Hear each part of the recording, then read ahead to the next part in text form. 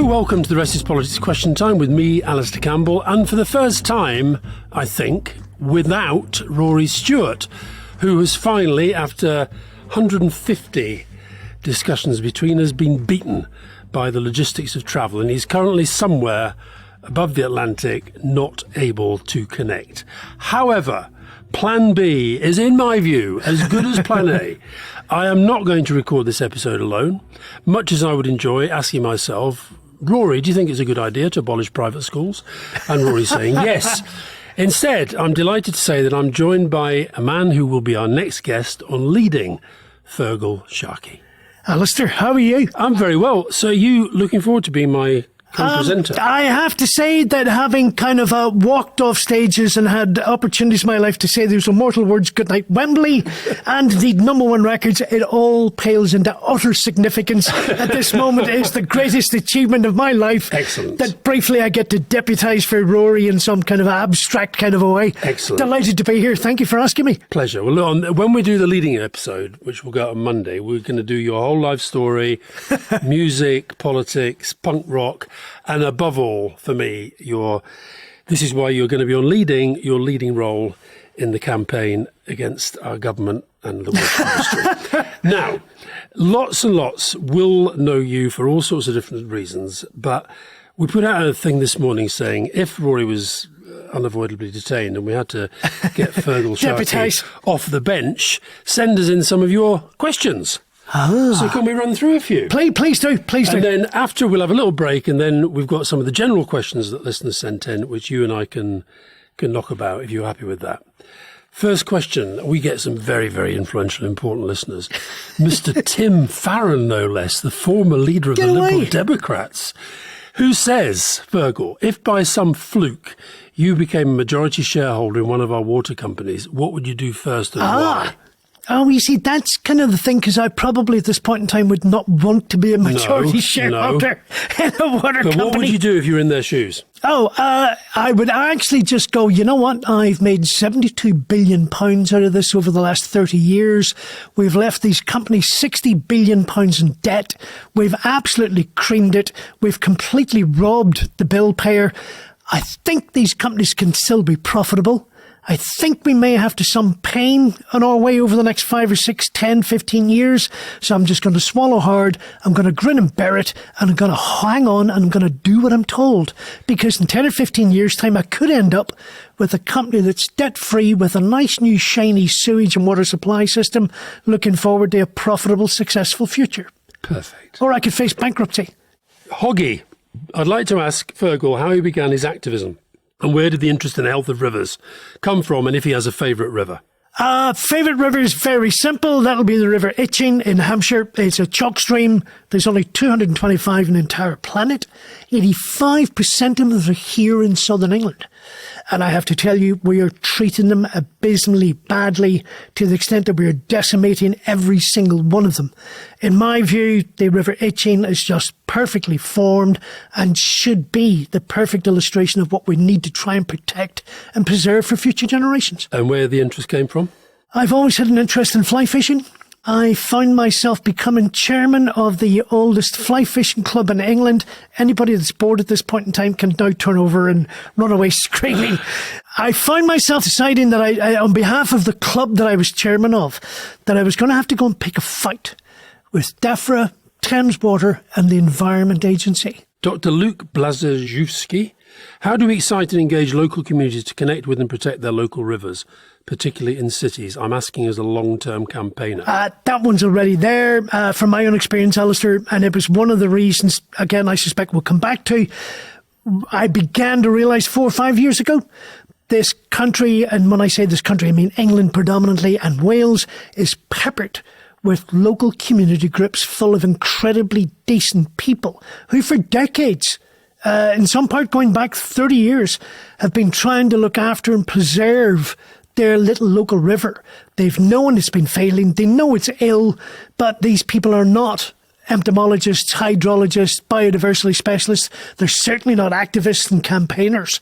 And that was one of the things that motivated me when I realised these decent people out there had put their faith in the system, and the system took that trust and abused it in the most obscene way possible. Zabris, how long will it take to fix the sewage problem? What should I be doing? What you can do right now is simply get in touch with your local MP and get in touch with your water company. Voice to them your concerns, your outrage, your anger at what's been going on, what's been perpetrated in your name for the last 30 years. That's what's actually driving this forward. And as YouGov recently discovered, as we speak, 69% of voters now think the water industry should be nationalised simply because of the sewage scandal and the impact it's been having on our rivers. Raise your voice. That's all I did. Neil Ward, all the focus in the national media seems to be on sewage discharges by water companies, but Environment Agency figures suggest agriculture remains the most extensive cause of poor river water quality. What does Fergal think can be done about this? Oh, well, listen, that's completely true. And I will happily say that I made a strategic decision 2 or 3 years ago that I could use my resources as one bloke with a mobile phone and a social media account and pick a fight with DEFRA, government, the water industry, the Environment Agency, or also pick a fight with the NFU and agriculture. And clearly I thought that might have been overextending myself.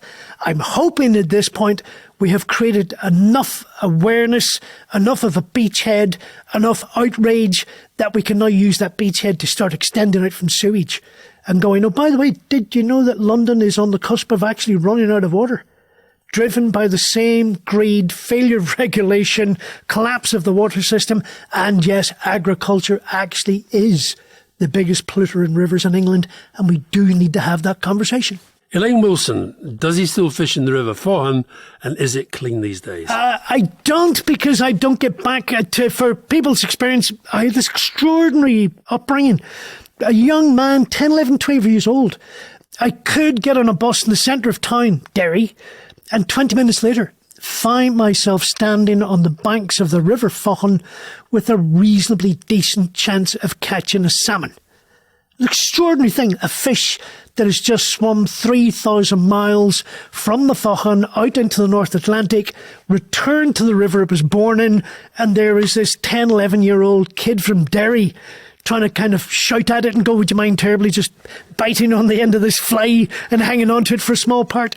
Unfortunately, I'm afraid even Northern Ireland has been blighted by the impact of corporate greed and regulatory failure. The River Fohan is now blighted with what actually turns out to be possibly the biggest illegal dump site in the whole of Western Europe, in a place called Maboy. The chemicals and the sludge and slurry from that illegal dumping site is now leaching into the groundwater and beginning to leach into the river. And as the people of my hometown are about to discover, that also supplies the water supply to Derry, the town I grew up in. There's a massive scandal there waiting to explode. Oh, my God, I thought that was going to be one of the nice, gentle ones. Well, listen, has this warmed you up pretty well? Oh, absolutely. Okay. Keep going. Take a little break, and then we'll come back and you can throw a few at me, but I might throw some of them back at you. Fantastic.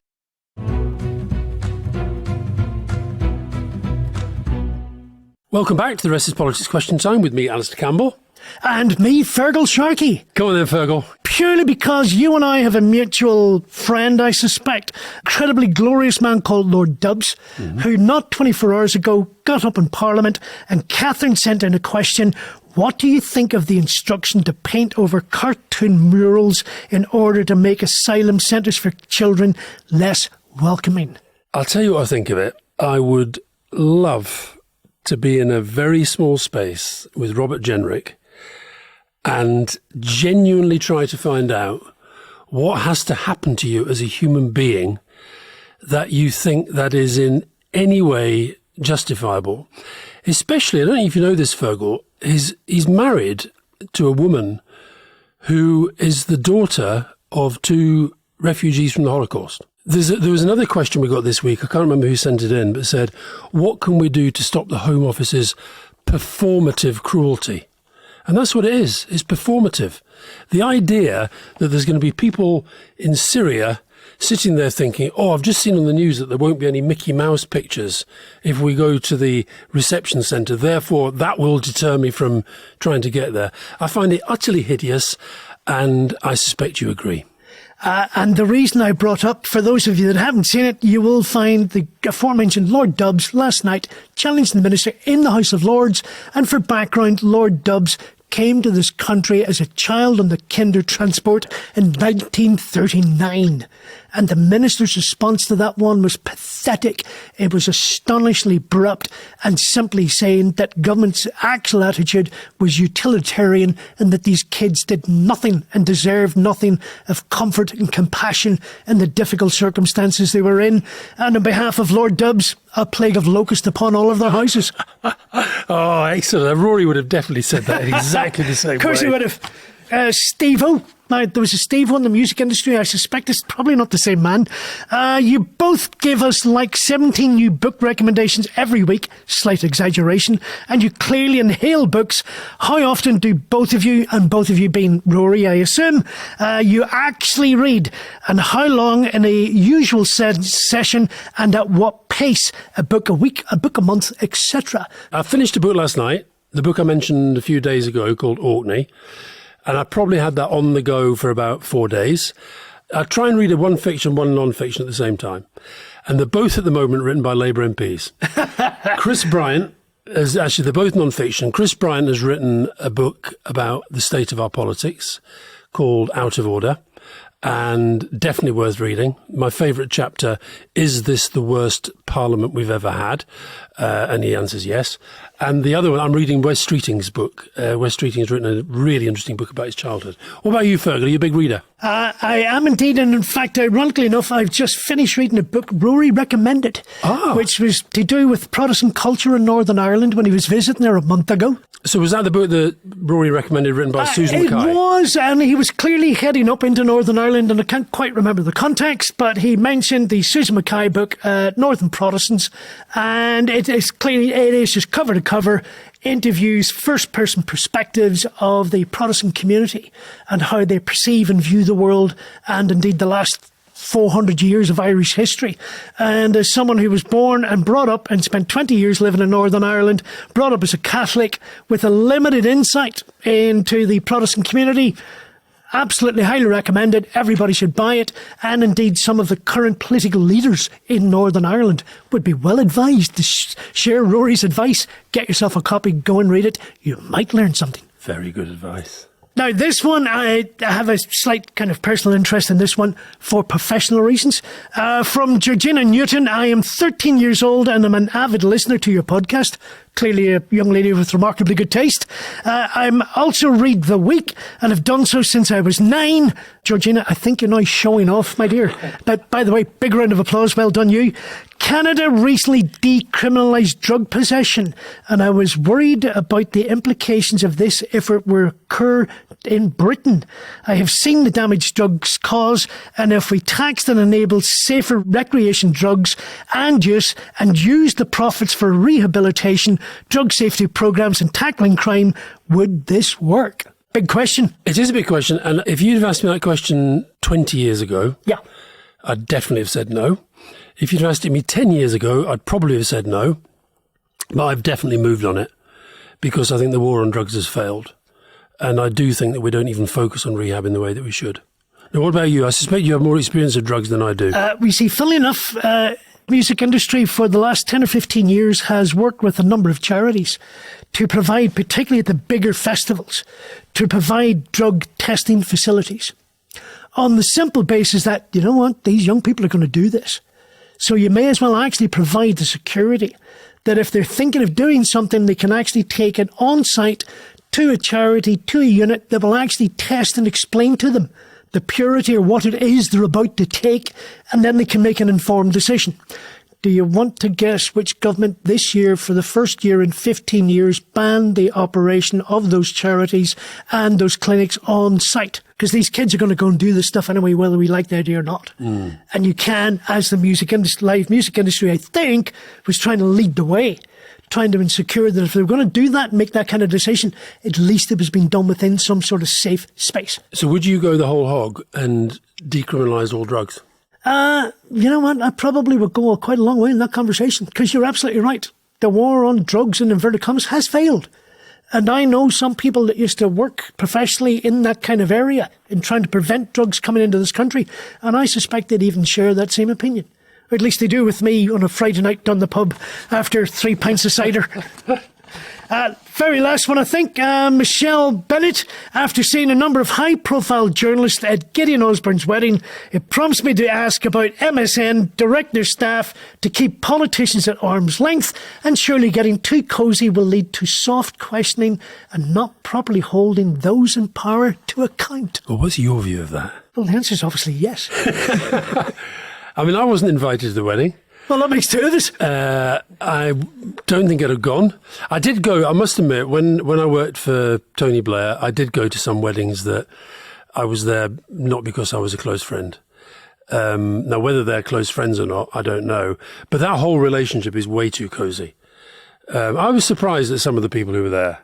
I was very surprised that you probably know, Fergal, this is you're now a co-presenter of the country's number 1 political podcast. I was surprised to see the presenters of the number 2 political podcast in the country were there. Indeed. As was indeed the presenter of the Today programme, Mr. Robinson. I think it does make it harder. And I'll tell you the other thing, though, that I find about our media more generally is this, because there is an incestuous relationship, there's no doubt about that.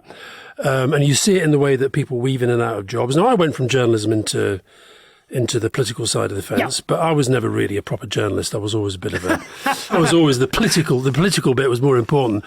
But I think that the socializing, the kind of the way that they go on holidays together, they just scratch each other's back the whole time, and I think I think the public have wised up to it a bit. My only comment is I also didn't get an invitation. I can only therefore assume that Mr. Gideon Osborne is not a fan of the Undertones or my solo records, and I'm still dealing with which is the bigger blight, the fact he's not a fan of my music, or I never got an invitation to the wedding. Did you not know until now that his name was not George? I'd no idea. Yeah. Absolutely no idea, whatever. But I guess I'll settle that public school thing, and I'm now going to get you started on that again. Yeah, because like Rory Stewart, we don't believe in private schools, do we? We think they're a cause of most of the problems in this country. Well, I can name one school that seems to be at this moment in time, but we'll park that idea there. Well, listen, Fergal, it's been an absolute joy having you. I suspect Rory will be a little bit worried now that he's heard a proper, performer in the role. But many thanks for joining me. Alistair, it was a pleasure and a delight, and it is something I will carry with me for decades to come.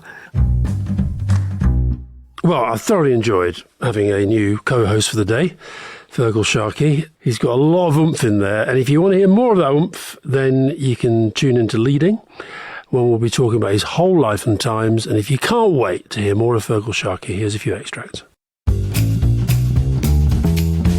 Now, I guess your character is key to this. You've obviously got a personality that you're driven, and if you decide upon something, you go for it. I just want to go right back to the beginning, and you've mentioned Derry a couple of times. You ended up living most of your life in England, but how much of a Northern Irishman do you feel? I would listen distinctly because it's what created me. And it is very Freudian, but invariably tell me about your childhood. And in my case, that was quite an interesting childhood. My father was chairman of the Labour Party in Derry when there was such a thing. Yeah. Do you think there should be again? Oh, I think there should be. Oh, absolutely. And that's ironically enough, when my father passed away, the Irish Times did this quite big obituary. And even in the 1950s, he spent huge amounts of time in this ultimately futile effort of trying to reach out to the Protestant community on the simple basis that everybody needed to bury the hatchet of sectarianism, because the industrialists in Northern Ireland were using that division to separate the working classes, to diffuse their ability to make a cohesive, strong argument about pay conditions, holiday pay, maternity pay, housing and everything else. And it was used to exploit the working classes in both communities. Now, as it turns out, I could argue that my dad was clearly 40 years ahead of his time, and trying to make that argument. And he never made the inroads to it. He was also branch secretary of his local union, the Electricians' Union. I'm still traumatised and probably spend years in therapy about being taken as an 9-year-old child to a meeting, a union meeting, and I'm in a room with 400 other men and my father. They're all referring to him as Brother Sharkey. And as a confused 8-year-old, I'm going, who the hell are these people? I've never met any of these. You're not my brother. You're not my uncle. You're not my dad's brother. I have no idea who you are. Why are you calling my dad Brother Sharkey? The truth is, in the Sharkey family, it wasn't my dad was the political powerhouse. Like all good Irish matriarchal families, that would be my mother.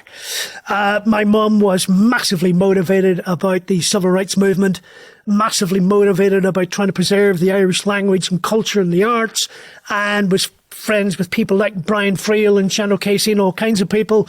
And it was my mum who, on the morning of April the 9th, 1969, demanded that the whole family climbed into the car.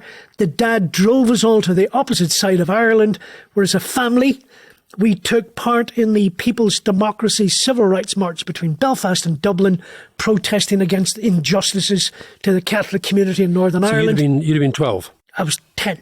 You're 10 then, okay. 10, 11. Now, just a minute, and just on your names, we know you as Feargal Sharkey. You're actually called Sean Feargal Sharkey. Shan. Oh, bloody hell. You're called Sean Feargal Sharkey, right? And just tell us who you're named after. If anybody knows a song, an Irish song called Shan South from Gary Sing it. I'm afraid not even the Restless Politics podcast can afford that excessively modest fee. Shan South and Fergal O'Hanlon were killed attacking a police station in Northern Ireland in January of 1957, a year before I was born. My mother, clearly without the aid of ultrascan or other aids, clearly decided that if her newborn child was going to be a boy, she was going to name him Shan Fergal in honour of 2 dead IRA men. Now, what might that tell you about my mother's politics? Well, it gives me a fair indication that she wasn't maybe as committed to the Labour Party cause as your dad. And how do you feel about that? Oh, well, listen, conversely, it's one of those things that I grew up in a household where it's extraordinary thinking about it, and it is incredibly frightening, but I hope it does answer your question. There was nights in my kitchen that the local plumber, the electrician, the housewife, the local poet, the local school teacher would discuss bringing down the national government in Northern Ireland. And I watched, as a 10, 11, 12-year-old child, I watched the local housewife, electrician, plumber, electrician, school teacher bring down the bloody government in Northern Ireland or play a role in achieving that. So I grew up in a house where, well, anything's possible. The other bit, my mum organised this festival called Fish That I Call 'Em Kill, which was all about preserving the Irish language and culture and everything else. So other nights there'd be people having mad philosophical arguments about the merits and disdains of how much Seamus Heaney tried to replicate William Butler Yeats, and maybe he should get his own gig together. So when I reflect upon it, you just go, what an extraordinary household and an extraordinary opportunity to grow up in. What an extraordinary life they've led. And would you say you share the basic politics of your parents? Oh, listen, without exception. There's no way around that whatsoever. And I still have this very simple belief that society has an obligation to protect the vulnerable. And that's kind of my opening game in any game of politics whatsoever. If you want to hear more of the dulcet tones and the passion of Feargal Sharkey, then listen to The Rest is Politics Leading out on Monday.